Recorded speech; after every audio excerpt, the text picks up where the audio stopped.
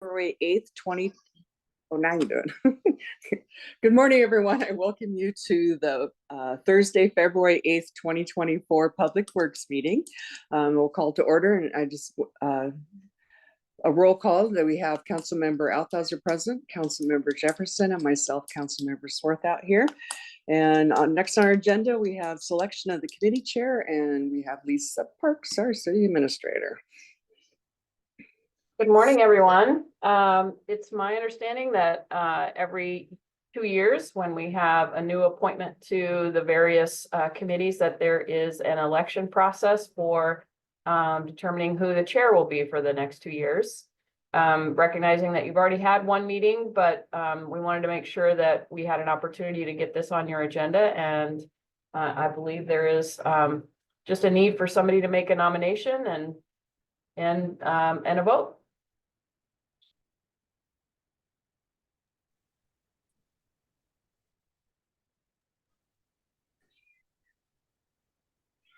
Well, I nominate, be happy to nominate Councilmember Swarthout continue to serve as the chair. And I second. Oh, thank you. That's kind of like a railroad, right? No, thank you. Yeah, I didn't do any campaigning, but thank you, everyone. So I appreciate the vote. So, I don't know, do we still have to vote, Lisa? you still have to vote? I would do that. Karen's our parliamentarian tip, but I would do that just to put a nice little bow on it. Okay, so do I need to say it, or does Lisa get to make the motion? I think you get to We do it. already made the motion. You just need to call for the vote. The chair calls for the vote. Okay, then I call for the vote. All those in favor of Councilmember Swarthout as Public Works Chair, say aye. Aye. Aye. All right, thanks, everyone. Okay, someday I'll get this all figured out. Maybe you're going to change your mind. So, all right, so we're going to be on to our next order of business, and we have the Israel Road and Linderson Way pedestrian and bicycle improvement projects, authority to solicit bids and recommend award. And we have Bill up.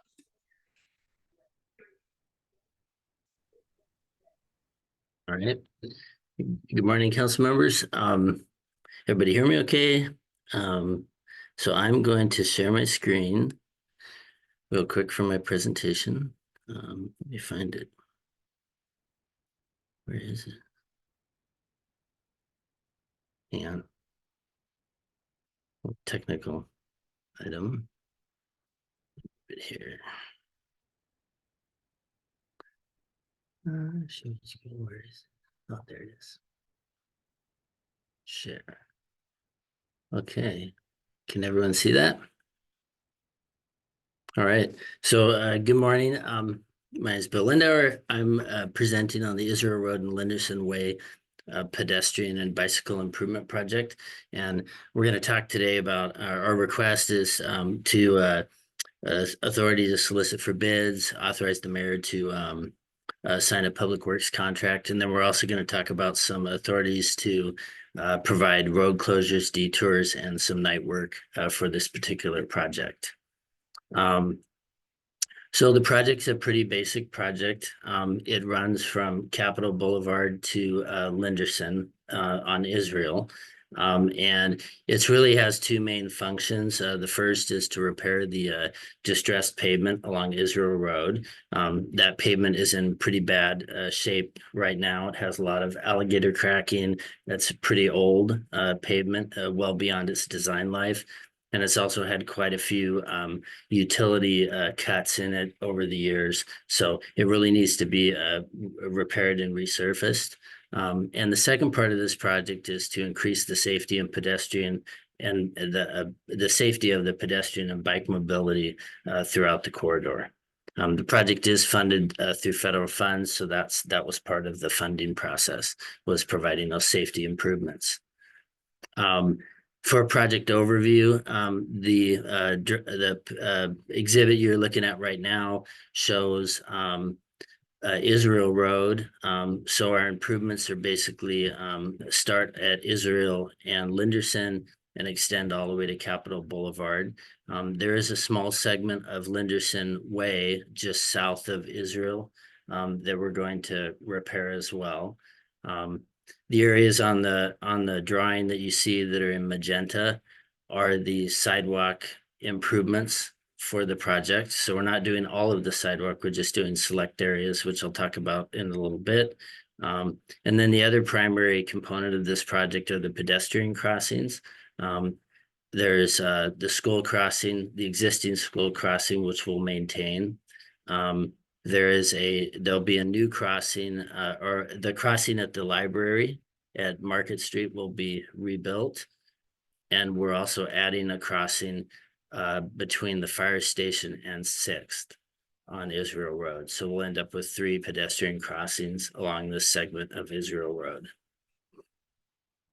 So I'm going to go into a little more detail on those items here. For the project improvements, so as I mentioned, the roadway's in pretty bad state currently. The roadway improvement part is going to include pavement repair for the distressed areas. So those are the areas with alligator cracking and also potholes. There's quite a few of those throughout the length of that project site that we'll rebuild as part of the project.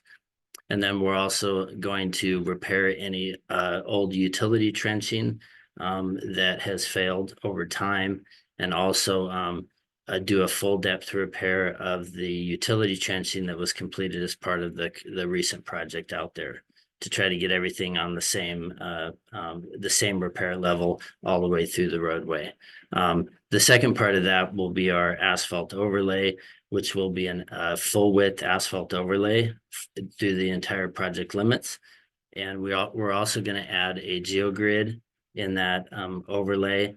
And that will help to increase the design life of the overlay, and also shore up some of the areas where we have some kind of questionable soils underneath the roadway.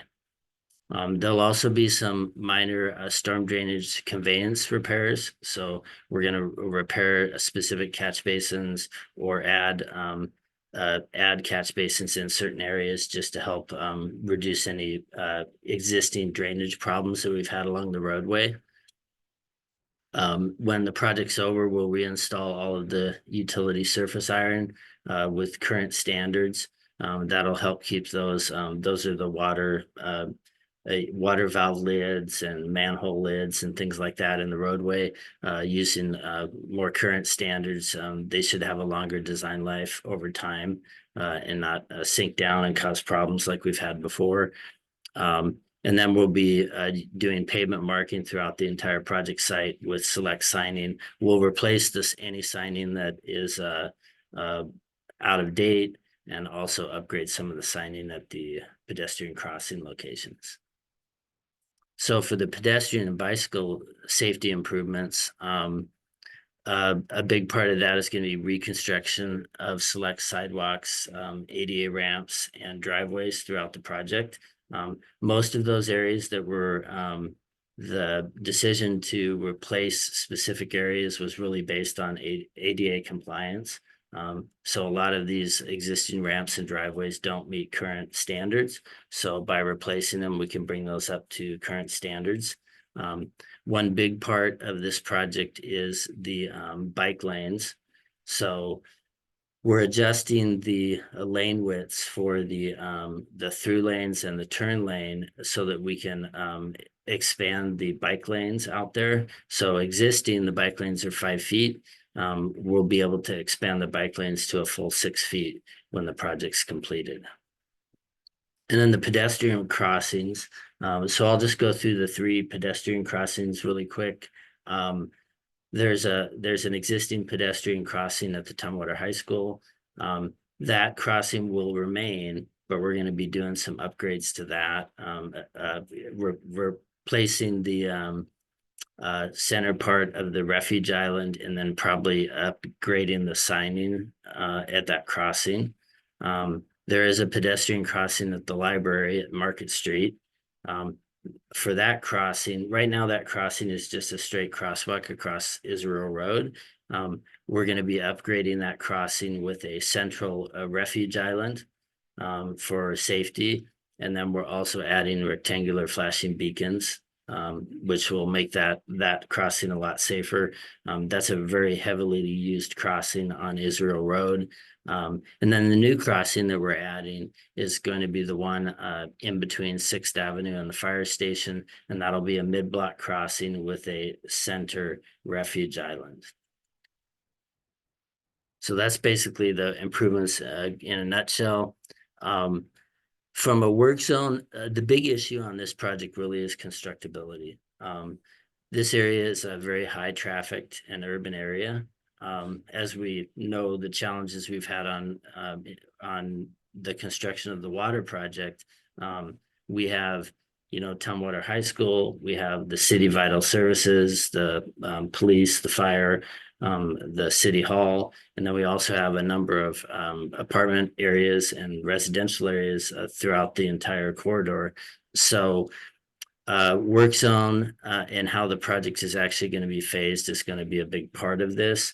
And I think an important factor is going to be how quickly we can build the project to minimize the impacts to the public as a whole. One thing to note is that the majority of the work for this project, as far as our traffic control phasing, the sidewalks and the pedestrian crossings, the majority of those are going to be able to be built and we'll be able to maintain 2-lane traffic. So it's kind of like what happened on the water project where they closed the outside lane and then they just shifted traffic over. And so we had 2 lanes of traffic. So a lot of that work is really not going to be, it'll be disruptive, but there'll still be traffic flow through the area. So it'll be pretty well maintained during the project. Our biggest situation is going to be the paving operation.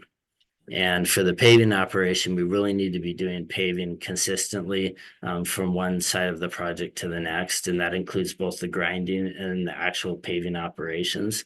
So hence the reason why we've asked for the ability to utilize traffic detours, any road closures and potentially night work. And this is a residentially zoned area.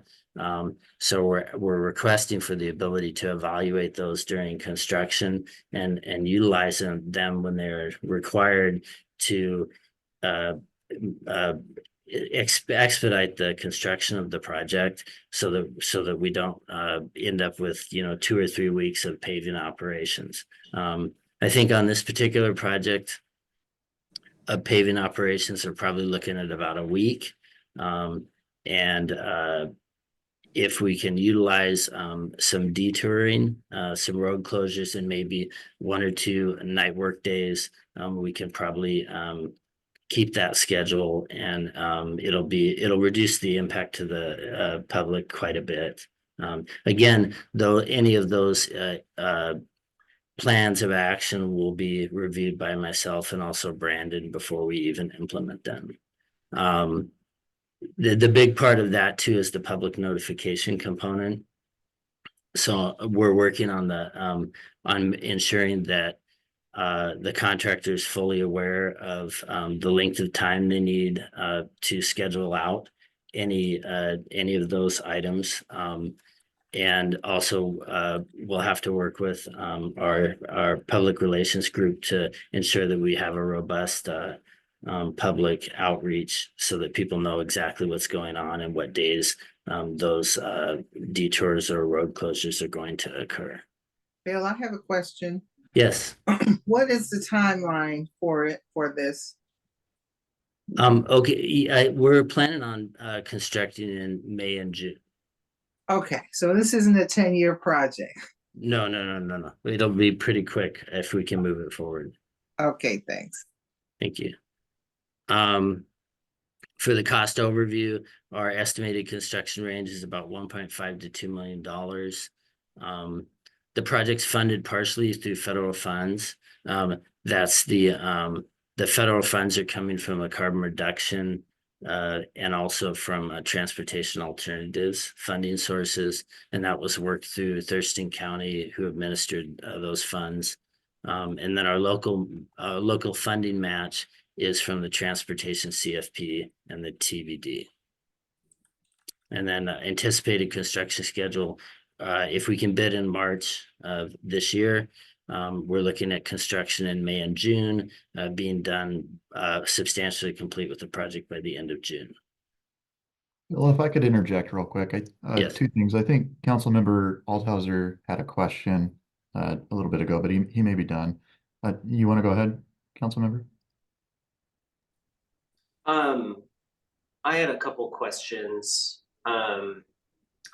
So for the pedestrian island that's closest to the fire department, if the apparatus is coming out of the bay and then takes a left onto Israel, is that set off far enough to where they're not going to have to make a real tight turn to avoid the island there? Because the lane, I mean, just by the nature of adding an island, the lane will be slightly narrower in that one portion, correct? Not sure. They would, are you talking about taking a left into the city hall? No, like if the fire truck is leaving the station and they take a left Oh, Israel, is that island set far enough back to where they're not gonna have to execute like a pretty tight turn because there's now an obstacle in the road? I guess another way of phrasing it, like have we talked to the fire department to make sure the placement of that island is adequate for firefighting apparatus to make sure that it can exit and enter without issue? yes, I'm sure that it is, but 100% I'll double check that with the fire department and make sure we're okay on that. So the pedestrian refuge island isn't at the exit for the fire station when they'd be leaving in an emergency. It's actually at the entrance for the public and staff side. So the apparatus won't have any restrictions or any turning movement issues. It'll be the exact same as it is right now. Sorry if there's, Okay. Move on to your next one. And then my other question is for the night work, I guess I'm curious what the nature of the work would be at night. Like, are we talking about like grinding that will be very loud and disruptive at nighttime? Or is that more when we would be laying down the asphalt? Or like, also have we done night work in residential areas before? Like, obviously it's going to be disruptive, but detours you can deal with, but people trying to sleep is, a difficult thing and will lead to potentially grumpy neighbors, I would assume. But maybe they'd be more grumpy if it took 2 weeks to do asphalt work instead of 1. But I guess I'm just sort of curious about background on that. My take is that work is going to be primarily paving, which is the grinding. I believe we can do most of the grinding during the day. The grinding's the loudest part. Yeah, grinding is 100% louder. Yeah. Paving is loud. I would agree with that. But those operations work really well at night. And I think that really it's a trade-off, to be honest. It's a trade-off of, if we pave those stretches in the evening, we can do a lot in one night. Whereas if we try to segment it during the day, it could take, a week to do what we could do in one day. One nighttime. So I think just from the traffic volumes themselves. So I think it's a very good plan of action to take. I will agree that people aren't going to be happy about it. But I think that's where the public outreach, I think, comes in play, is trying to describe to them that if they tough it out for a night or two, then they won't have to deal with 2 or 3 weeks of that paving going on during the day. Okay. And then my last question is that I think the action before us is to issue bids, but then also allow the mayor to sign. Don't things typically come back to us to award the contract, or are we giving her authorization to just sign what the bids return? So the way that we typically do these for all capital projects is when we come to you, we are requesting, your action is actually authorizing us to solicit bids, but we also request that you recommend to city council that they authorize the mayor to sign a contract with the lowest responsible bidder. We don't come back to Public Works Committee typically after award unless those bids are greater than I think the range we've used is approximately 10% more than what we came to you with. So if the lowest bid was $2.2 million, then we would come back and kind of explain to you why we do or do not believe that it is worth spending public dollars on the project. So we would evaluate it and come back because your recommendation was based on about $2 million. Okay, but the council still has to approve the actual awarding of the contract. Correct. Like we can recommend it, but once we get the bids back, the council has to actually allow the mayor to accept the bid, correct? Correct.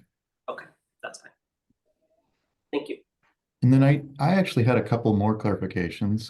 One of them is I was going to say is that the federal funding that came through that we've received on this project was actually administered and awarded through Thurston Regional Planning Council. So we're definitely grateful for their support that they've had over the years for our projects. And then the other thing I was going to say is this is actually a transportation benefit district funded project. It was in the paving plan, and this is just another one of those situations where we took those much needed and valuable dollars and were able to leverage nearly $1 million in additional grant funding to expand it to include things like increasing bike lane widths, replacing some of the pedestrian facilities that we were not required to do. And typically with our paving operations, we can only afford to do what is required. So just another example of how the TBD is really helping the city improve not just our roads, but also our pedestrian facilities and leverage some good grant funding. So Appreciate that. Angela, do you have any questions? Yeah, okay. I did have a couple of questions myself.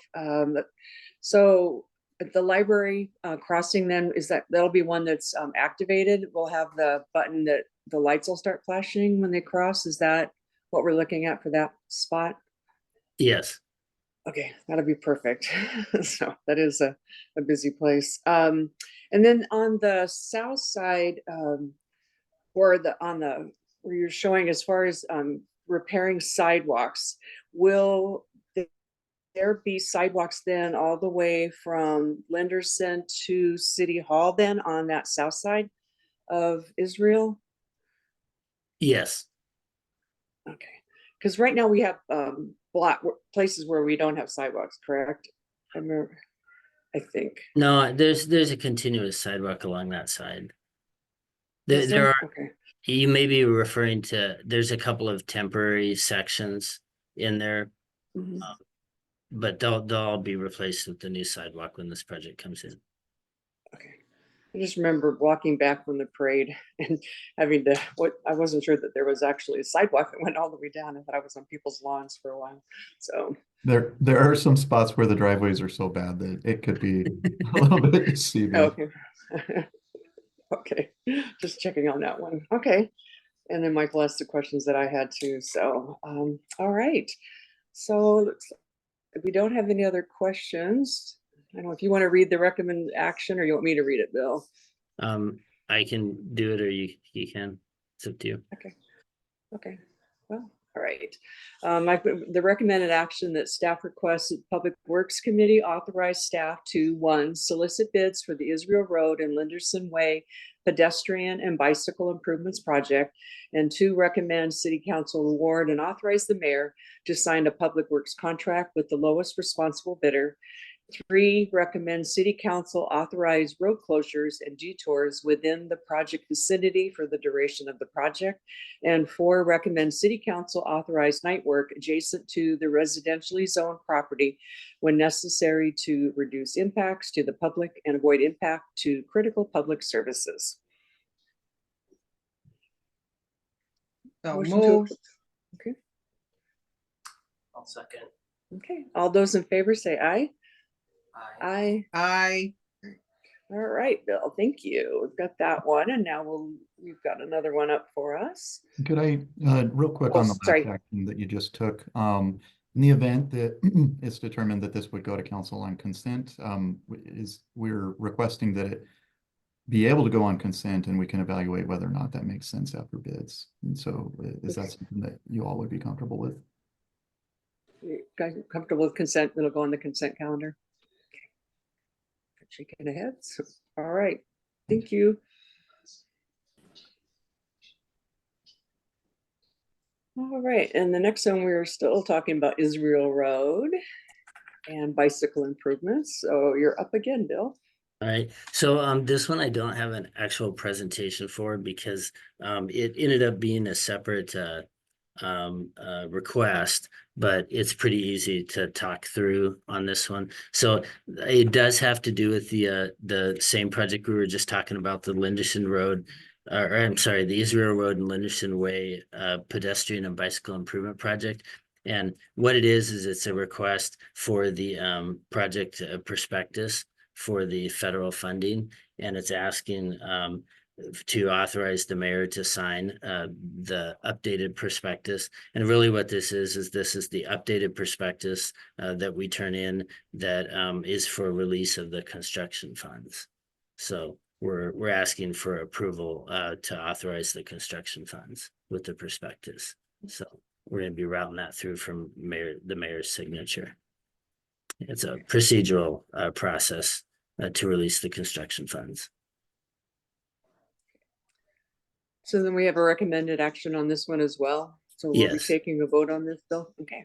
Yeah. Staff requests that the Public Works Committee recommends City Council approve and authorize the mayor to sign the local agency federal aid project prospectus for the Israel Road and Linderson Way pedestrian and bicycle improvements project. So move. I'll second. Okay, all those in favor say aye. Aye. And this one too, will go on a consent item. Is that correct? That we're looking at? Yes. Okay, all right. All right. Now we're on to, let's see. We have Dave Kangiser up, and we're talking about the 2023-2025 Stormwater Capacity Grant. Yes, good morning, council. Yeah, thanks. Oh, wait, no. oh, Did I get the wrong? I'm sorry, I got the wrong one. I think Bill's is, I'm sorry. That's We're on okay. number 6. I apologize. I'm out of order here. I can't read this morning. So Bill, you're up again. I apologize for the service provider agreement with RH2 Engineering. Okay. Yeah, it's a busy morning. So I'm doing Sorry. So we're going to be doing this one. Dan's going to be helping me out with this one. So Dan's going to take on the first part of the presentation, and then I'll finish it up. So I'm going to go ahead and share my screen for the presentation. Give me 1 second. So good morning, council. Yeah, I'm going to give Bill a little chance to take a break from talking, and he's going to get the presentation loaded up here. And I'm just going to give a little bit in the way of background, and then turn it back over to Bill, talk about the actual project and kind of like what it's looking like and who the service provider is. So next slide there, Bill. Thank you. So this is really, it's a project about a storage reservoir similar to what we have in town. We have 3 types of reservoirs, as you can kind of see here. We have steel, 2 welded steel standpipe tanks that are on top of Tumwater Hill.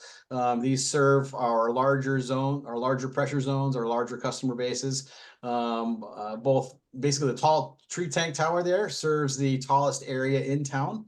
And then the smaller, fatter tank serves the rest of the customers in that zone. We have another tank that you probably have seen over by the airport. This is our airport reservoir tank. That one is currently inactive and will probably never be reactivated, but it maintains as a feature for our system and is used to house telecommunications equipment as a revenue generator for the city. And that's a 200,000 gallon tank. The 2 tanks on top of the hill are 1 million gallons each, and you can see how the differences in the size and shape, but it's still 1 million gallons. Our third tank that we have, that is our largest tank, also serves our largest pressure zone, is the concrete storage tank. This project in and of itself hasn't identified necessarily which tank it's going to be just yet, as I understand it, but they will be kind of doing all of that engineering as the project progresses. This image down here on the bottom just kind of shows you how these are sized in terms of what are the considerations that go into a storage tank, and kind of leading to the volumes that are necessary in there. When you have your operational volume, that's the amount of water that is pumped between the wells going on and off. They call that the operational storage area. You have the equalization storage, and this is where you're meeting your peak hour demands. And so you have additional drawdown and pressure on your or demand on your tanks during peak season, peak hour demands for irrigation, and everybody kind of flushing the toilet at the same time during the Super Bowl, which we anticipate seeing this weekend. And then, of course, fire suppression, one of the important community safety elements of storage for your water system. And then emergency storage, that storage that you're only kind of tapping into. It's kind of the buffer between, for those most critical situations you might have in your system, major fires and things along those lines. Next slide, please. This project, and there's a picture of our 4 million gallon tank also on Tumwater Hill, serving that 350 foot elevation pressure zone. This project was originally conceived in the 2010 water system plan. Future modeling forecasts the growth of the system, the demands on the system, projected its need. At that time, I think it was about 2012, the city acquired property down southeast of 93rd, which is where we've anticipated the bulk of growth happening. And as you well know, we've had the preserve development go in and down in that area. We have other areas that are slated for development, and it was an ideal location to help balance out our system. It was also reaffirmed in our 2021 water system plan. In both of those documents, as they were projecting out future needs, they're modeling the impacts of the demands and the growth on our system. And these tanks help regulate pressure within the system. They help improve water quality by making sure that there is a constant movement and good storage throughout the systems for these things. And again, as I mentioned, the community safety aspect, ensuring we have enough water on hand should emergencies dictate. Next slide, please. In addition, as you see, saw on the bottom side of that part of that slide, we do have another number of new sources that are proposed, and over the next few years. As those sources come online, we need to be able to exercise those sources. A storage tank also gives us additional capacity to be able to manage the system as it grows. So this new tank is going to be a 3 million gallon tank. In the 2010 plan, it was identified as a 2.5 million gallon tank. That increased to 3 million in the last comp plan update. And this also will include addition of some distribution infrastructure along 93rd and Old Highway 99, ensuring that other properties throughout that area also have access to the water system, and allows for flows again to kind of help improve water quality and pressure in those areas. With those benefits being increasing that potable water storage, stabilizing that water pressure in our largest customer zone, and increases fire flow capacity. And it continues to support new development. As you know, we have a large industrial user proposing to move into the community at some point in the near future, in addition to all the residential housing and larger projects that we're seeing that are kind of on the south end of town. As well as kind of on the west side as well. So helping to support the new development as those come online. And I think there might be one more slide before we turn it back over to Bill. Maybe not. Nope, there it is. And so there's kind of the overview. And at this point, I'll just give it back to Bill, and he can kind of talk to you about the specifics. All right. So as Don talked about, this is a project, or Dan, this is a project overview of the entire project. And what you see here is the project is kind of separated into two components. It's separated into the actual water tank and site access road, which is down there to the bottom right hand side. The tank is the circle, and then it runs up to 93rd. So that's what we're considering phase one. Phase two of the project is a 16-inch water main installation along 93rd down there at the bottom of the sheet. And that water main is going to be constructed from Kimmy Street to the water tower site. However, there is a segment that was installed as part of the Preserve One that we're going to tie into the Preserve One development. So it's going to finish off that that water line along 93rd. And then the same thing kind of occurs on Old Highway 99, where we're going to infill with a new water line to match it into different segments that were constructed during developments to kind of tie that entire water system together. As you can see from the way this is set up, the idea is that it's basically creating a loop system that ties into the water tank for the mainline water mains in this area. The actual site itself, as Dan mentioned, this is kind of a blow up of the water tank site. The city owns the property where the water tank will be installed. That City of Tumwater property.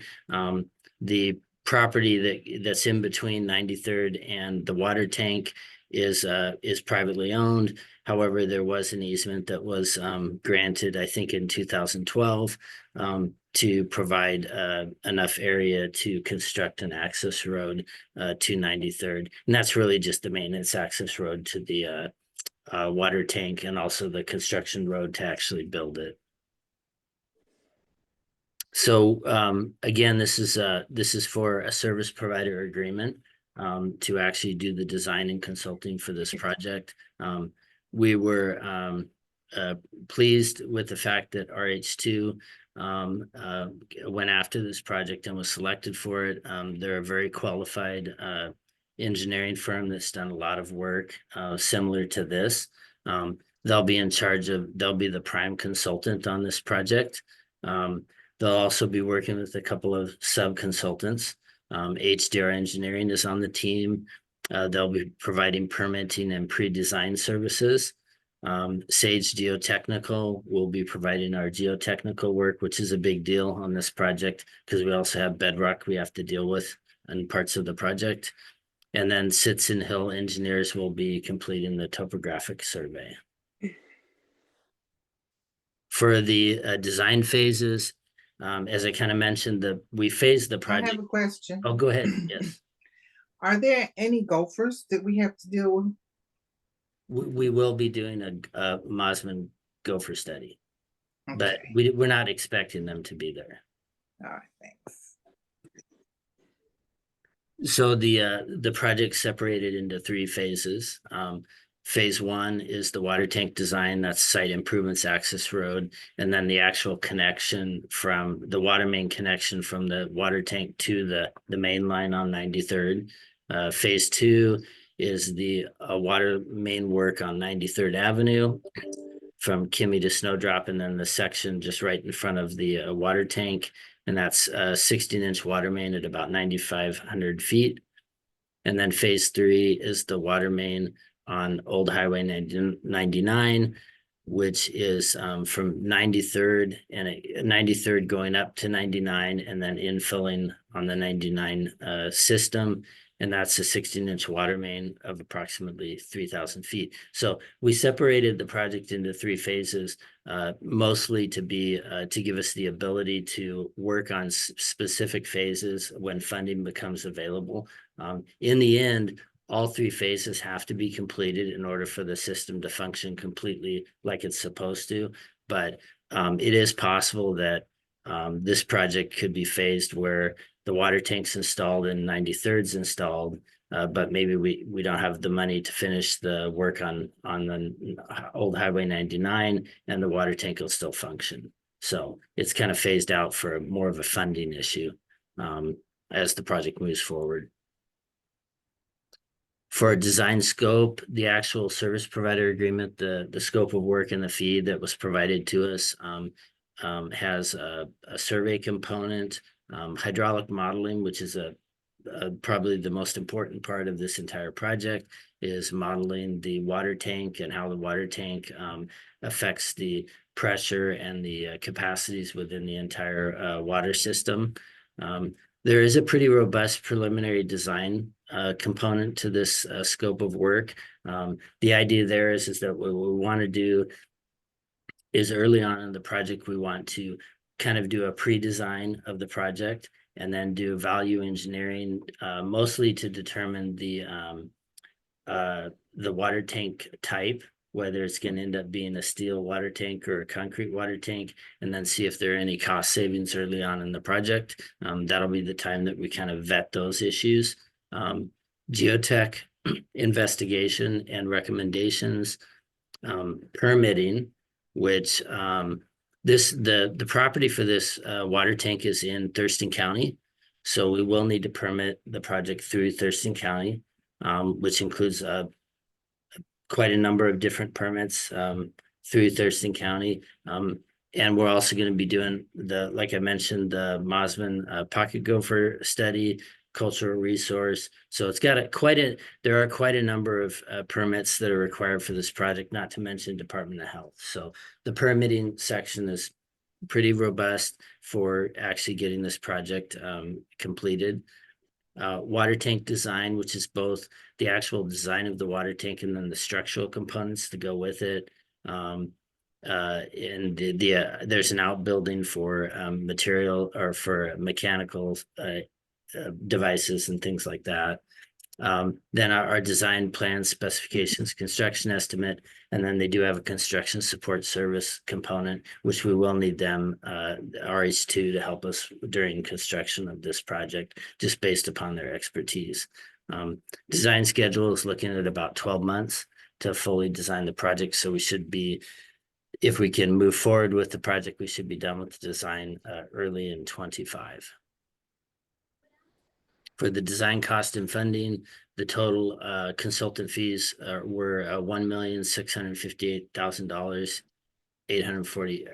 $658,845. And that's like shown here, it's broken down into 3 separate phases. The funding, which Dan will speak to a little bit, is funded by the Capital Facilities Plan Water Fund. Did you want to speak on this, Dan, a little bit? Sure. Yeah, it's identified as project number 8. And as I understand it, we the design, we separated this project out into basically operating income and connection fee funded. Connection fee is sort of 20% for operating income and 80% on the growth connection fees funded. And that really relates to the construction of this and the reality that we're going to be looking for some new bonds or loans to cover the construction aspect of this project. I might have mentioned to you, I'm pretty sure I mentioned to you that this is one of the projects that when we first spec'd this out back in 2012, it was looking about an $8.5–9 million project.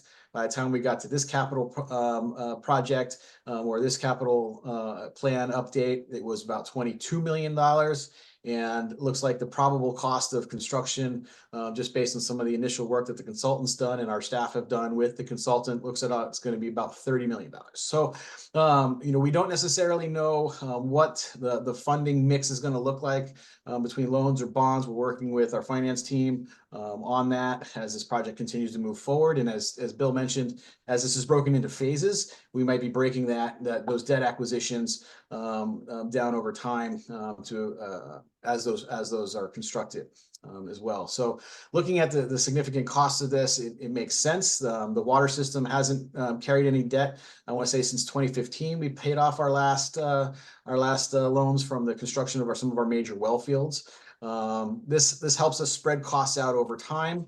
It doesn't impact all of our ratepayers at once. It impacts growth. As growth comes online, more people move into the system. That's when the debt repayments are happening, and so those are the newer customers.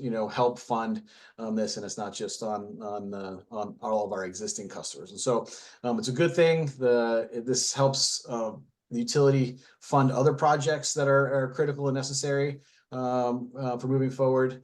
But it is probably one of the most significant projects we have currently on the books to get underway. So expect some more information on this to come over time as we get more into the funding applications. And we'll keep you posted as we move forward. But right now, the opinion of probable cost for construction is about $30 million for, I think, the totality of all three of these phases. Get back to Bill. So I think that's it. Does anybody have any questions? I do. Does anybody, I can't see anybody yet, so. So, on the map that you provided us, anything along 93rd, there's blue and there's pink. So is anything that's in the pink, will that be, those are new water lines that we'll be installing along 93rd?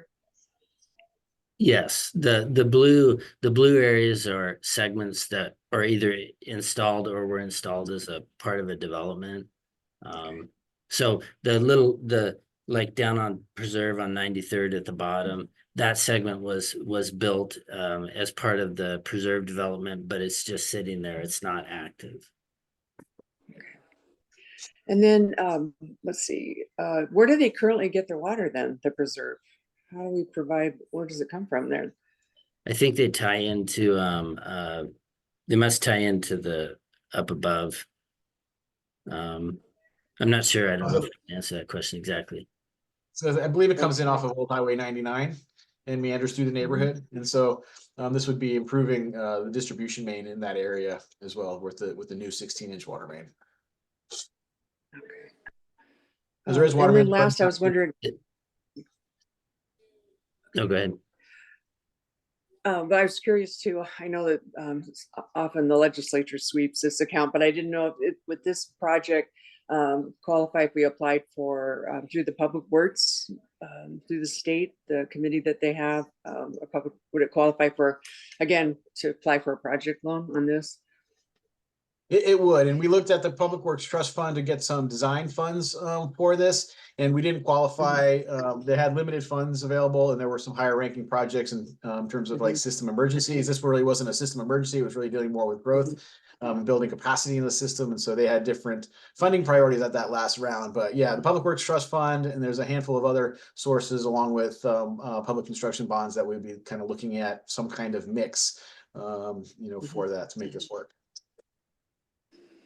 Yeah, I was thinking about that when we actually go to the construction phase. So yeah, okay. All right. Do we have any other questions? Michael does. Go ahead. Yeah, and again, I have to hop off in a couple minutes for work, but so is it possible that since we're building this extension, that if there is supplemental or future development along 93rd or any of the lanes where we're putting in that big water main, that there would be latecomer fees to help recoup some of these expenses? I mean, obviously the airport property is probably not going to develop there because that's part of the airfield, but any of the other areas, do we sort of envision that that's a possibility at all to help pay down some of this in the future too? Yeah, I would anticipate there would be special connection fees for properties along the roadway where the new installation mains are. Okay, this is like enormous, right? This is like, this would be one of the most expensive projects that our utility system has ever taken on. To date, yes, it will be. Yep. Keep in mind, we also have the Brewery Wellfield coming online. I don't think it's going to be a $30 million project, but right now we're looking at $2.5 million just for design and permitting of it, and then we have 30 plus wells to decommission, and then we'll be building a new treatment facility for those wells once those are producing water. So yeah, we're undertaking some significantly large projects for our water utility to address the kind of just the growing needs of our community. And so there'll be another one. I don't know if it'll still reach the magnitude and from a cost perspective as this one will be, but yeah, this is a large project. And I mean, if you think 9,500 feet of main just along 93rd, it's fairly significant and creates a large loop through the extents of our city, through our service area. So definitely sets the city up for future and for customers and, for the growth that we anticipate over the next, 10 to 20 years. And so with this on our list, this is a little ways down there in terms of project ranking, like this is 8th on our list. But so those other projects, like we've assessed our rates that are forthcoming, potential rate increases in the future, bonding capacity to make sure that those things like getting more water into the system are viable alongside this project and are probably, I mean, those are more near term than this is. It's my understanding, correct? Right. And the capital facilities plan, might have a project number of 8. I mean, that doesn't necessarily list it in priority. It just might be because the first 7 projects on there have been on the books for a while. Right. I think like number 1 is water rights acquisition. So, it's not necessarily in terms of priority. It's just, how they kind of exist on the plan itself. And yes, as we're going through a water rate or a water utility cost of service study. We're kind of looking at those aspects right now, not only from an affordability aspect of our rates, but also, what is necessary to make sure that we can afford projects moving forward, or is our connection fees, set at a point that's, helping offset some of these large costs or these large projects that are looking to the future for growth and capacity building. So all those kind of pieces, all those kinds of things are happening, concurrently. And so we anticipate, and then you add to that, looking at the changing dynamics of some of these projects. I'm revisiting the capital plan just to keep a kind of a working update in the background as we go into that update next year, to make sure that, some projects might have to move farther out into the future based on available funding, things like that too. So. Yeah. I mean, I think this makes a lot of sense, specifically from a safety perspective. And it has, not only does that increase safety, but I think like you've sort of alluded to or touched on, that when you complete the loop, that's really important for the city. I do wonder if we should do either a work session or have this on as a council consideration so that there's a broader discussion, because it's a big commitment, right? Like it's a really important commitment, but it's also a big one for the future. And I'm wondering if we should have that on either a work session or council consideration so that there's a more thorough discussion. Yes, I agree. We should.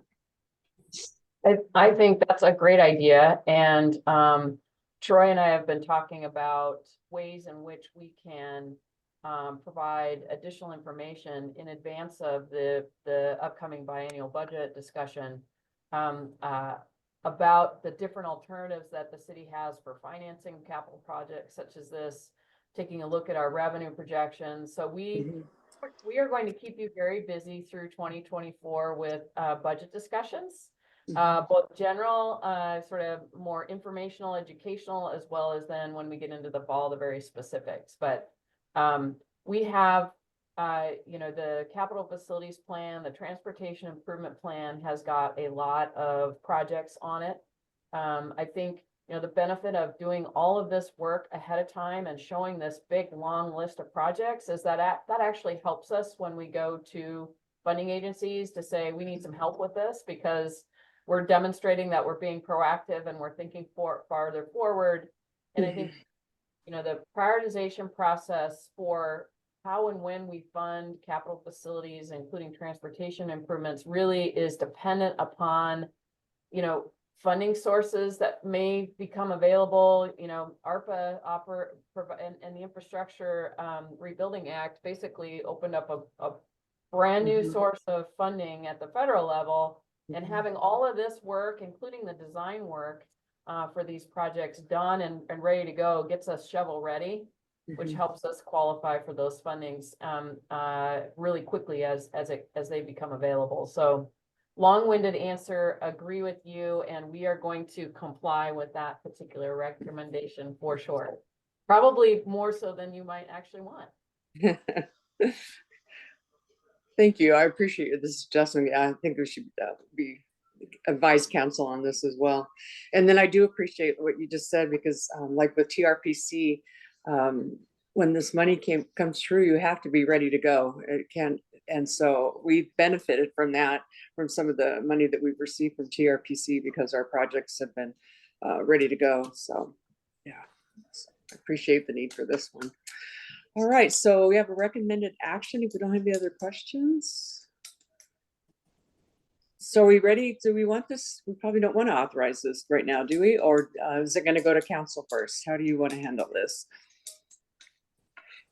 Well, I mean, I think, there's probably a broad discussion that can be had around not only the project, but the water system, and the improvements that have been kind of talked through at a high level at the during the capital facilities plan update. And so this is a good opportunity and probably be a good work session item. And so if you'd want to go ahead and approve the project so we can make sure that we're continuing to move forward with our consultants, I can work with Lisa to get a presentation on the books for a work session, and so we can take some of the time that we really need to take to kind of dig into some of these pieces, including the funding and the budgetary elements, if that works for everybody. So we could recommend approval, and then we could also make sure that this isn't scheduled for council until after we have a work session, correct? We could, Bill, is there a time constraint with our consultants in doing that? Because that'll probably be about a month out before we have a contract signed for them.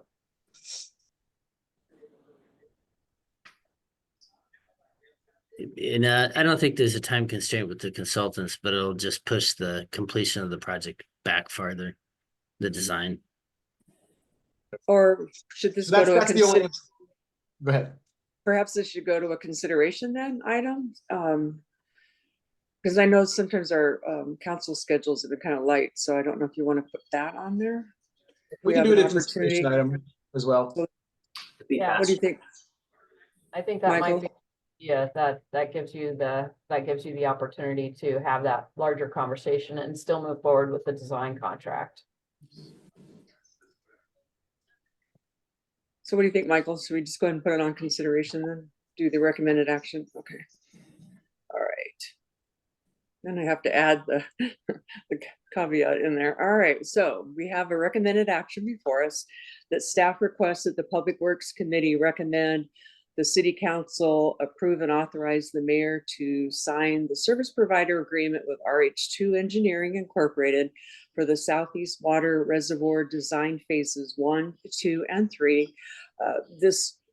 The decision will be made after the City Council, the item is put on consideration. We have a chance to, I'm not doing this very well, so what's the language? So. Place the item on considerations at the next council meeting. Okay. Okay. So we'll put moved. this on the consideration calendar for the next council meeting. Thank you. See you then. Now that I Okay. butchered that, what do you guys think? I So, apologize. I thought you were done. I apologize. So moved. This is Angela. Second. Wonderful job. thank you. And so all in favor say aye. Aye. Aye. I And Thank you Madam for Chair, hanging in so long, Michael. I'm afraid I Yeah, have you to gotta hop go. off, but we still have quorum with you two here, so I will be sure to review the minutes after the end of the meeting. I apologize for having to leave early today. Thank you, Michael. All right, so now we're moving on to, we do get to hear from Dave, and we'll be talking about the 2023-2025 Stormwater Capacity Grant from the Department of Ecology. Yes, good morning. Let me share my screen here real quick.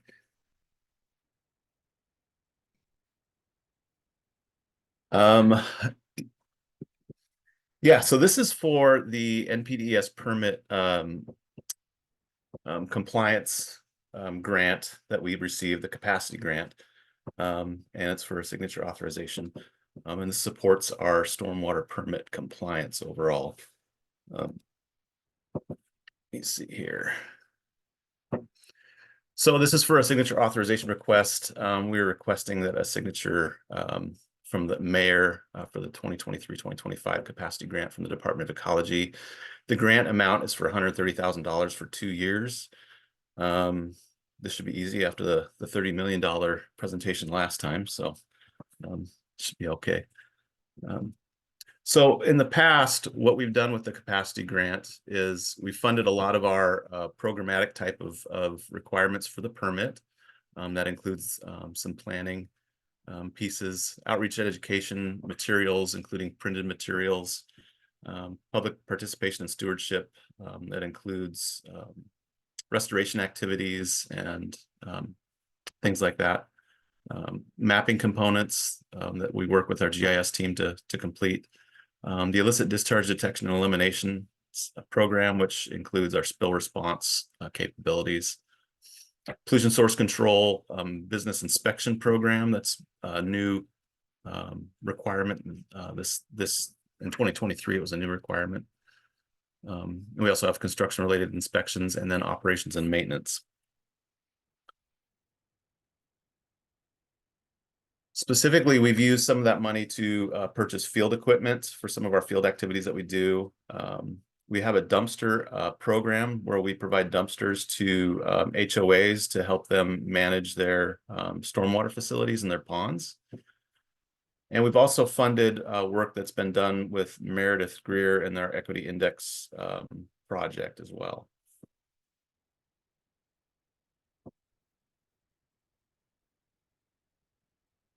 Oops, let me get back here.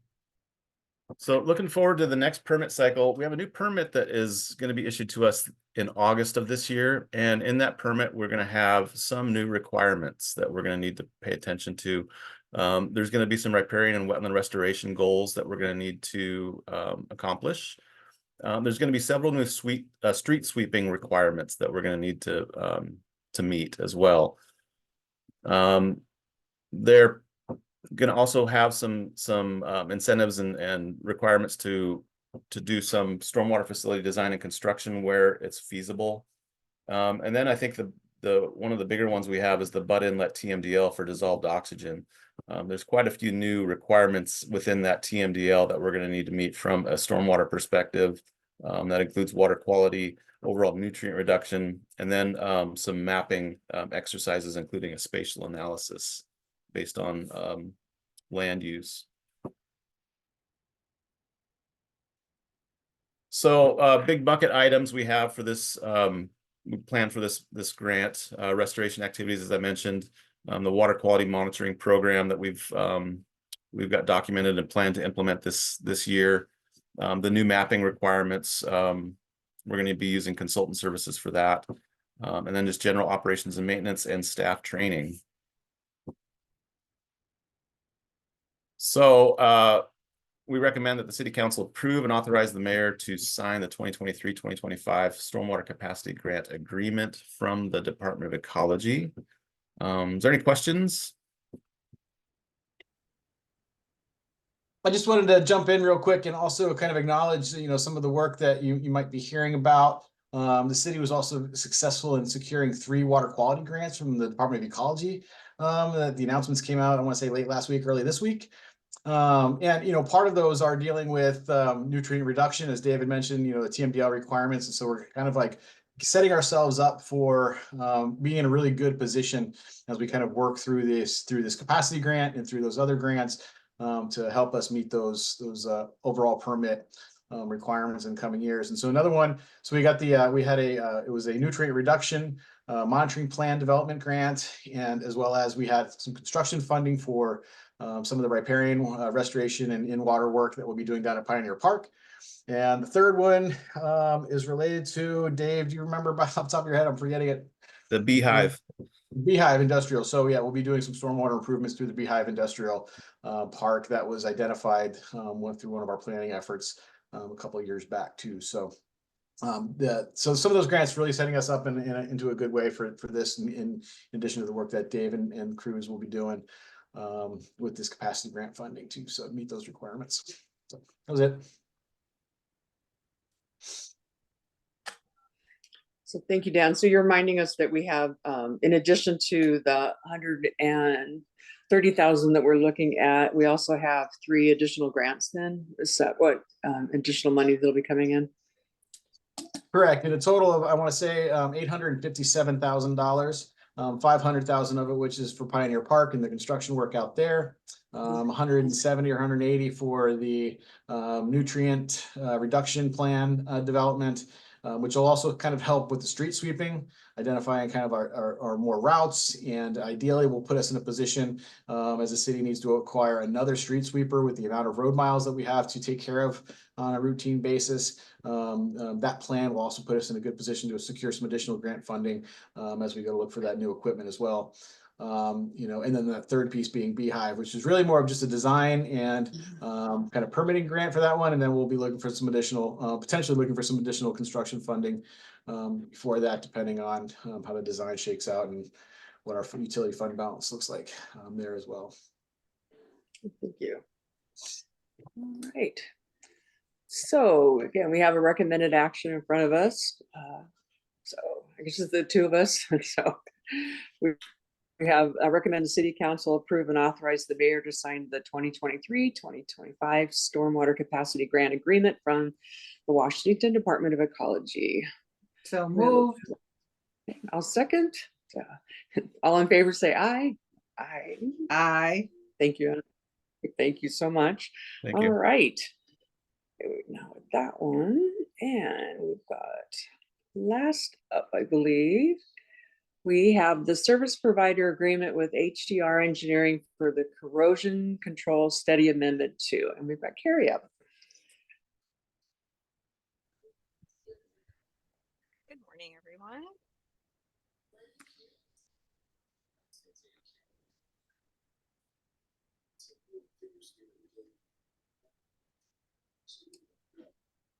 Just trying to cue this up and hopefully it all.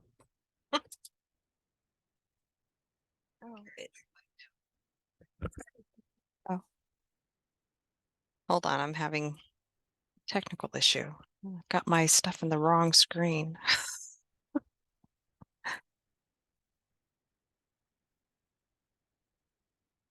Okay. I'm still sorry, I'm having some problems here. It keeps taking over all my screens instead of just the one I went.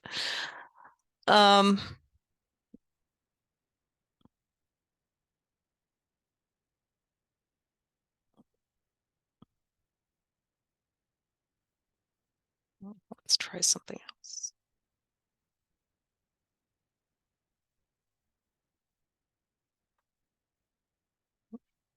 Okay. Let's see if I've got this now. Okay, everybody able to see presentation? Okay, sorry about that. So I'm here to discuss today about the HDR engineering agreement. This is our second amendment, and HDR is working on our corrosion control study that we have been working on for about the last 2 years. So just to give a little background, we were designated in 2019 to be a large public water system. Basically, we started serving over 50,000 people at that point. And because of that, as a large water system under the federal EPA lead and copper rule, it requires us to demonstrate that we have optimal corrosion control in our system. So we contracted with HDR in 2021 in order to be able to complete a study and provide a report. As of 2020, in November 2022, we had put in the report. It was submitted to the State Department of Health. They're the ones that regulate for us under this lead and copper rule. In February 2023, we received a response from DOH, and basically they came back and they had said that it did not fulfill the requirements completely, and that some additional information was needed to be provided in order to be able to consider it a complete study. And so there were the following bullet points that needed to be included in our report in order for it to be considered a complete study. So these were sent back to HDR then to fulfill in the report. So evaluate treatments to identify the optimal corrosion control treatment specifically for our system. And then identify any constraints or limits that would prohibit any particular treatment. Again, only considering for our system. And this also included the evaluation of any chemicals that we may want to consider or other water quality treatment processes. So we use aeration currently. That is another one that still can be considered, but they also wanted us to look at any possible chemical treatments. And then ultimately, it was HDR needed to include in the report the recommended optimal treatment option for our system based on the evaluation. And this report is due back as of this year in August. So HDR has completed the revisions. They did this in December 2022. We've had a chance to review this report internally, and we have been able to send back some of our comments. There's been very little comment that we have, just a few changes that we're asking for. They've all addressed all the comments and requirements we feel that DOH had requested.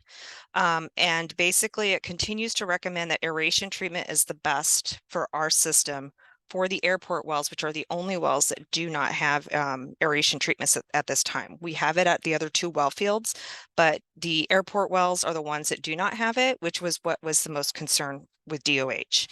And that we are going to prioritize our biggest well producer within that field, which is our well 15. So we have, like I said, we have done a review. We sent our review comments back to HDR in January, and we feel that it's going to probably be ready for submittal this coming month. And so it could take DOH up to 6 months for review. They were able to get it back pretty fast last time. They were telling us last time that it could take 6 months at that time too, based on workload. I have not gotten an update as to whether or not it would take any less time. I think it just all depends on workflow. So being generous, going to give them 6 months.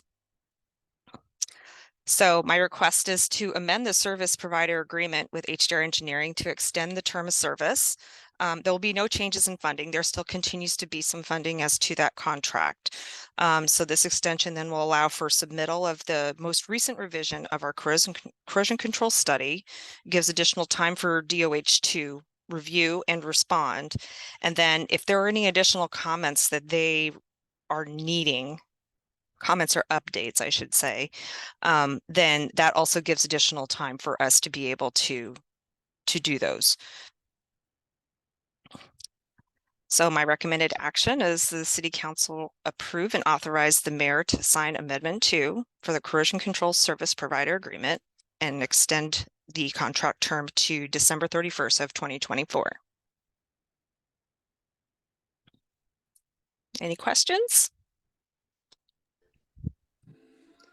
I was just looking at the not to be bad, but the recommended action that we had, it was this to June 30th. That was on the agenda. That was the original date. So that's, yeah, we were looking at as extending the contract term to June 30th of 2024. So that's under our recommended action as far as what was on the agenda. So. Oh, I'm sorry. I thought that was updated. So is that an issue? If we could have it extended to December, it'd probably be better just in case. I just worry about the 6 months with DOH. If I could interject, it's also the city administrator signature. So does this need to come back to us then after the, or can we make corrections now? Honestly, I don't even think it needs to go to council. So I don't think you actually need to take any action on this. Okay.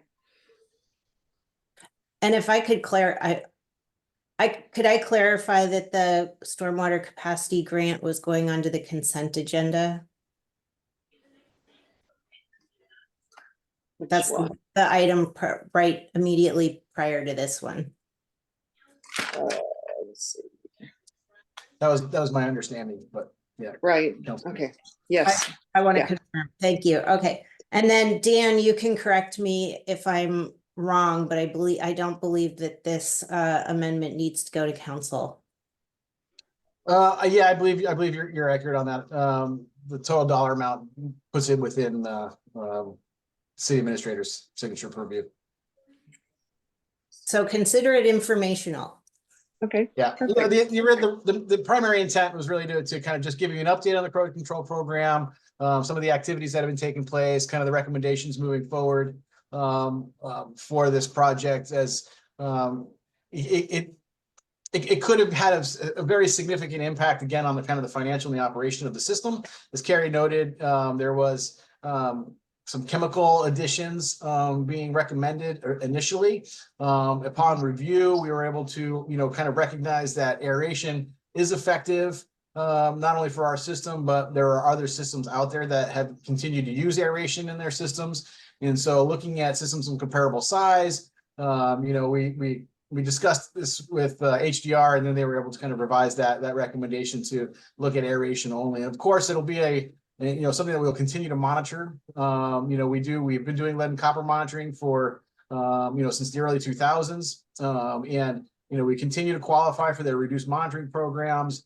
However, this is really part of an overall optimization requirement, because we are now a large system. And, if there is, and by optimization, it means basically if there is room for improvement, you're required to do what's necessary to kind of fill some of those gaps. And so that's what HDR has been helping us identify. They've completed this report.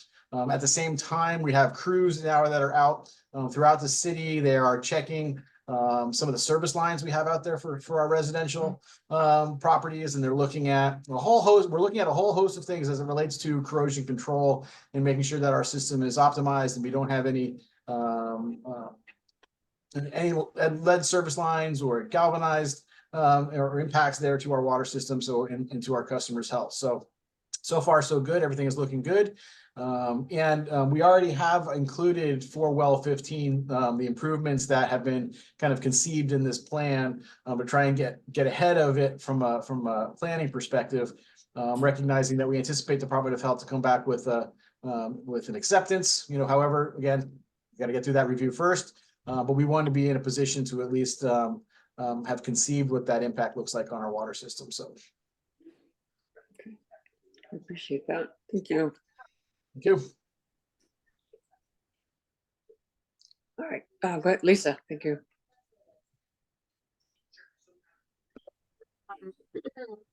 In the staff report on the committee chair selection item, I had also mentioned to the council members in that paragraph that staff has brought it to me a concern that these agenda items are likely going to be these agendas are going to be long and potentially could go beyond the currently stated 1 hour time frame. And it's my understanding that in the past, these meetings were scheduled to be 90 minutes as opposed to 60. And so we are just asking if the committee could confirm a willingness to have the time frame for these meetings to be stated at 90 minutes. In case we run into that situation as demonstrated just today. We're at what, 78, I think. So that was just I neglected to mention that during the first agenda item. So I just would ask for consideration on behalf of staff that we are able to publish this meeting as being, or the anticipation is that this meeting could last up to 90 minutes. Yes, that's fine with me. For me, yes, I'll go back to being retired in March. So, but we do probably need to check with Michael, because I realize, session will be over, but to see about his availability, we just need to follow up with him as well. I can certainly do that. Okay. Yeah. Perfect. Okay. All right. So, yeah, and I appreciate the City of Tumwater corrosion control study. How many pages that was? That was a lot to look through. So, but thank you for that. So, all right. It looks like we have reached the end of our agenda. Do we have any other additional items then to discuss? I think we're good. All right. Okay, with that, then I will call the Thursday, February 8th, 2024 Public Works Committee meeting adjourned. Thank you, everyone. Thanks for all the work.